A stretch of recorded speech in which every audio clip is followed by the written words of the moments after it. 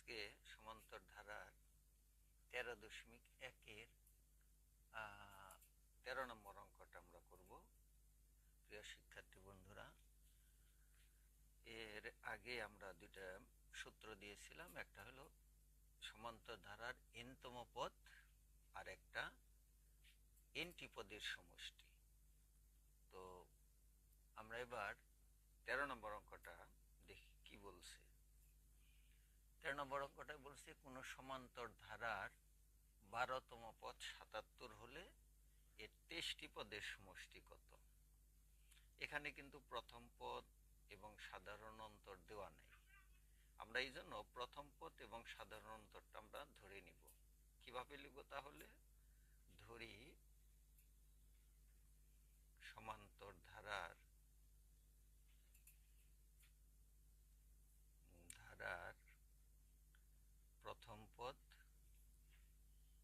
প্রথম পদটাকে আমরা কি দ্বারা প্রকাশ করি?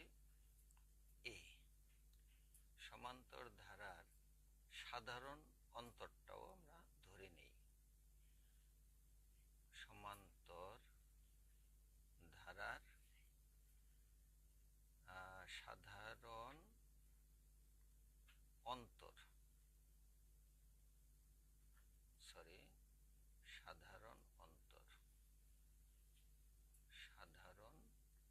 অন্তর এটাকে আমরা ধরে নিব ডি। তাহলে এখানে কিভাবে করব? বলছে 12তম পদ, তাহলে নিশ্চয়ই তম পদের সূত্রটা ফেলতে হবে। আমরা জানি, আমরা তম পদের সূত্রটা আগে লিখে নেই। আমরা জানি n-তম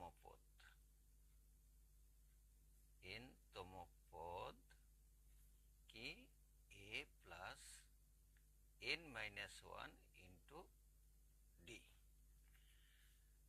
তাহলে 12তম পদ কত হবে? 12তম পদ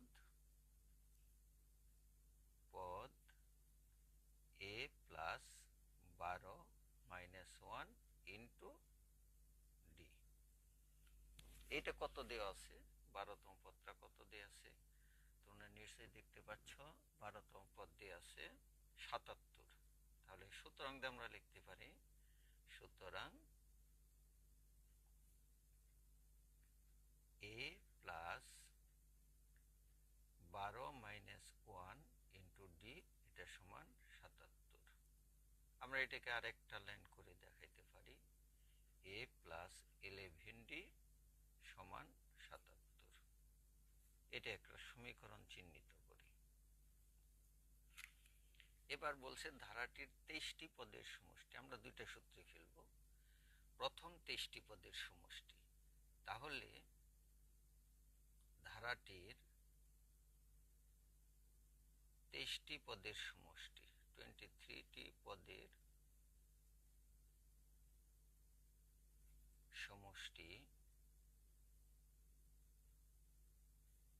সমষ্টির সূত্রটা লিখি। সূত্রটা কি? n/2 into 2a। আমরা এখানে ধারাটির n-টি পদের সমষ্টি দিয়ে লিখি। n-টি পদের সমষ্টি n/2 into 2a plus n-1 into D.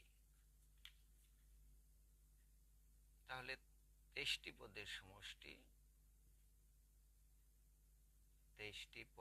সমষ্টি, আমরা সমষ্টির সূত্র ফেলি। সমষ্টির সূত্র নিশ্চয়ই তোমাদের মনে আছে, আমরা এখানে s দ্বারা প্রকাশ করেছি সমষ্টিটাকে।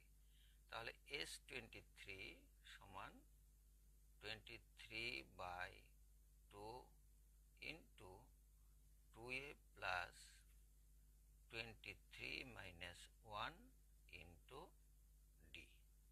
এটা কিন্তু আমরা লিখতে পারি। এবার এখানে আমরা দেখি 23/2 2a প্লাস 23 থেকে 1 গেলে কত থাকে? 22 এত ডি।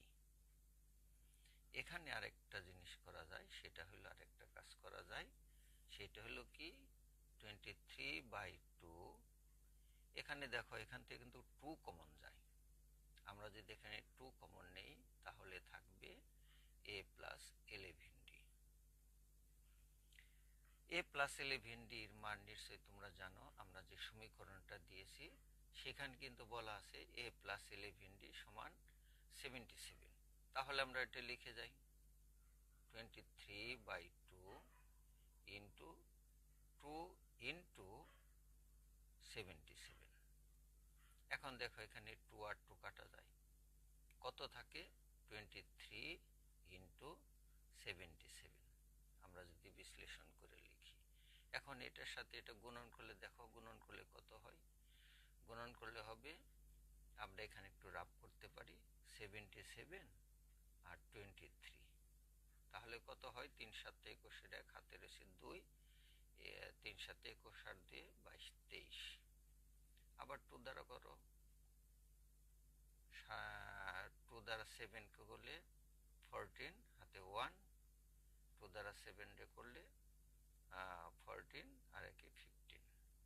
তাহলে আমরা কত পেলাম 1771। এটা তুমি ইচ্ছা করলে দেখে দিতে পারো, না হলে আমরা ক্যালকুলেটর এটা করতে পারি। তাহলে 1771 এই আনসার হয়ে গেল। এই নিয়মে আমরা 14 নম্বর অঙ্কটাও একই রকম নিয়মে কিন্তু আমরা করতে পারি। ঠিক আছে প্রিয় শিক্ষার্থী।